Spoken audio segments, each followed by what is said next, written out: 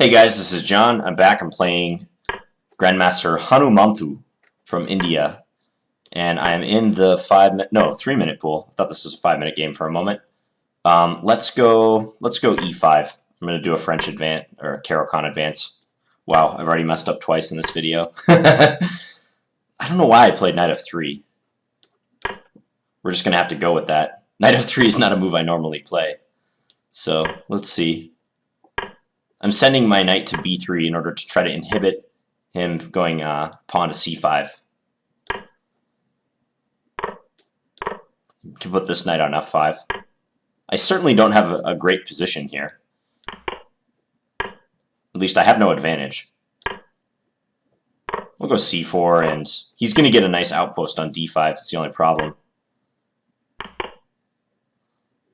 Okay, this knight isn't doing much on this square anymore.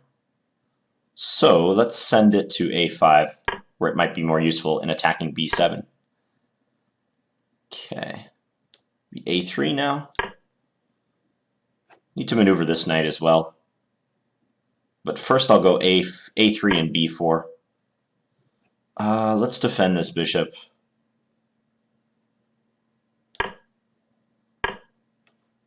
Really? Doesn't that hang your c6 pawn? And I can take it with my queen or my knight. Let's take it with the queen.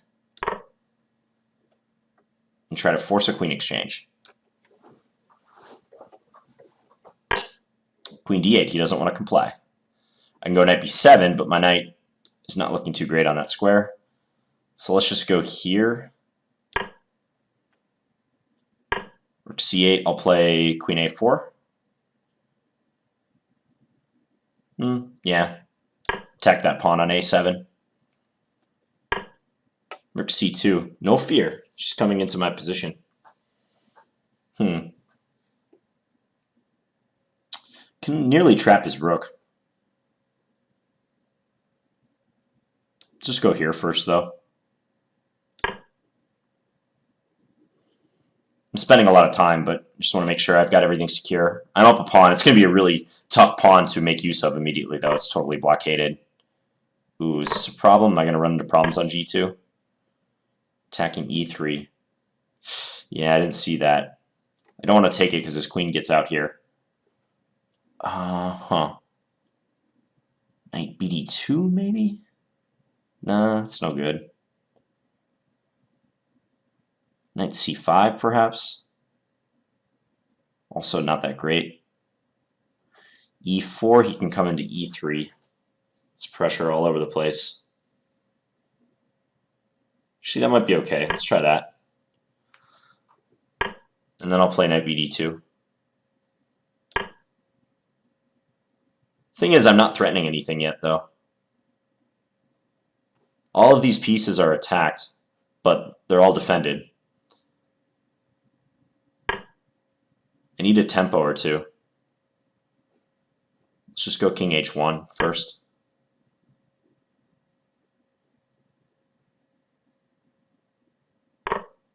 Knight takes g2.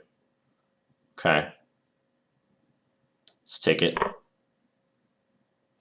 He's going to take on d2, but then I can pin him. My time is going to be a huge problem. Got to go faster.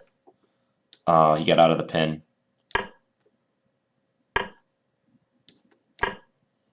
I'm just going to go all out for a kingside initiative and hope it works out. Really? Okay. Time. Yeah, he does have everything defended for now. Time warning. Let's try to attack on the f7 square. Attack, attack, attack. Not threatening anything, though. Threatening nada. Oops, bishop d4. Bishop d4 wins my exchange. He didn't see it. Now I'm threatening queen takes h6, right? Oh, it's annoying.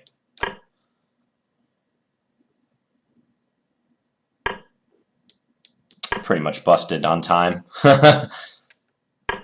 Not much more to be said. check, Okay, I'm just gonna resign. Yeah, time was a big problem that game. I had a good position, but spent way too long trying to figure it out. Let's go back. I don't know why I played knight f3 like I was saying. I very rarely play this move. I can't remember the last time I played that move against the Caro-Kann advance, so, or in the Caro-Kann advance. Knight bd2. Reason I did that was to try to send the knight to a square where it could hinder his c5 advance. But I think after this bishop exchange, the light square bishop exchange, his position is looking very good because the knight comes to f5 and hits that bishop. It was never a good bishop to begin with. But the fact that he could take it, he's almost like holding the bishop hostage, he can just take it at any moment and then advance c5. That causes me some problems. So c4 was an attempt to like try to get a pawn break in before he plays c5 himself, like probably after he's castled. But I do create that problem square on d5. Tried to cause some ruckus by sticking my knight on a5, and he did that, which was really, really strange. Kind of a strange blunder. And I took here. Yeah, I mentioned knight here. It just seems like unnecessarily risky. Like maybe he just goes here, and my knight might not have a good retreat square. I might end up having to play knight d6 and give the pawn back. So possibly I should have played knight c4. Like knight c4, rook c8, queen here. And it looks slightly precarious for me, but I think everything's defended. Let's see. Let's see what the engine prefers. Yeah, it likes knight c4. Gives me like a half pawn advantage. Does it agree that I should take with the queen? No, it actually says knight takes is better. Slightly. Well, about the same. Interesting. So I took with the queen. He goes back. I come back here. And then the rook comes into c2. That was a good move. I thought that move would be too loose for him, but I can't seem to trap his rook. One line that occurred to me briefly while I was thinking about this was knight here, discovered attack on the rook. Rook takes b2, knight c4. Yeah, that was it. But problem is, even though his rook has no squares, he has, probably at the very least, b5, forking my queen and knight. So I may run this rook out of squares, but I think my position is too loose, and he can exploit it as a result. So I did rook b1. That just seems so horribly passive, but let's see if the engine can come up with anything better. Nope. Rook b1, and he took, yeah, and then played bishop g5. Oh, knight a1. I had to play knight a1 in this position. Really? So if I play knight a1, the super obvious move, knight a1, then what happens if he takes on e3? Let's say with the, I don't know, bishop. check, Say bishop takes e3 check. Okay, so I can take and then play what? Queen b3? Oh, okay, knight takes c2. I'm still thinking this rook was only attacked once, but knight a1 adds another attacker to the rook. That's the point. That should have been obvious, John. Not this move, but the fact that it's attacking the rook twice. So, ooh, yeah, knight a1. I've said many, many times in my videos, and also to my students, backward knight moves, hardest moves to see in chess. Especially knight moves to the first rank. Because our brains, for whatever reason, it seems like we just process forward knight moves much more than backward knight moves. We're always looking like, where can the knight move forward, not backwards? So psychologically, that's a tough move to find. So I did e4, but then he came into e3 anyways. And I spent quite a bit of time. I mean, already here he has like twice as much time as me. Where did I spend all this time? Kind of just in the opening. Like he was moving. I mean, already here he has like a 30-second advantage. Kind of just spent a good amount of time figuring out the opening. He's just blitzing off like standard moves. Yeah, that adds up. I took a little time figuring out which way I should capture on c6. More time figuring out where to retreat the knight. And suddenly I'm down a minute.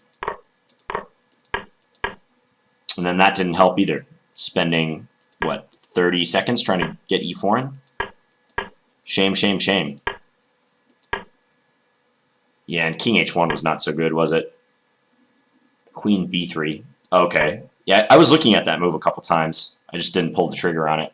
So that would attack the knight twice. Just force him to retreat. Yeah, so queen b3. I'm just going to turn the engine off. King h1, take, take, take. Looks like a good operation for him because he has that rook c4 move. And he played it instantly, so that was good thinking by him. That indicates that he saw that in advance. He did think a little bit here, though. Like 8 seconds. Kind of makes me think like he maybe didn't see rook c4 when he played knight takes g2, but I don't know.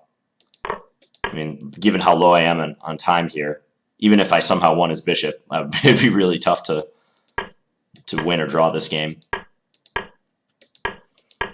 Yeah, now I just tried desperately to attack his king. Rook takes d4 is a really good move just to, I mean, in a long game, well, he might play this move even in a longer game, but it's a good move in a blitz, especially when he's behind, or he's way ahead on the clock, because it totally secures his position. Once he wins that pawn on e5, I mean, let's just flip this around. Like, check out how solid this position is for black. He has 2 weak points, g7, f7. They're both very well defended. And if this pawn on g7 needs more defense than just black's dark square bishop and his king, I'm sure he could always play something like f6, and the queen could join the defense. Or just play g6 and have me bite on a row of pawns. And meanwhile, e4 is weak. It's just a beautiful construction for black. I guess we'll look at the remainder of this game from his perspective. I was trying some like pot shots, like this threatens queen takes h6, which, by the way, even if I take his pawn on h6, it doesn't really get me that far. I'm not threatening anything major, even after that. His bishop on e5 is just like rock solid, keeping his position. Defended. Yeah, and he kind of just avoided any like pin tricks or something that could happen. Actually, here I thought he should play bishop d4. I think that just wins the exchange. Oh, but actually, okay, maybe I can go here if he does that. And he can't take my rook on f2 because I mate him on g7. Possibly this is still good for him somehow, but yeah, no point to mess around with that, I guess. So he did queen c5, hitting the rook.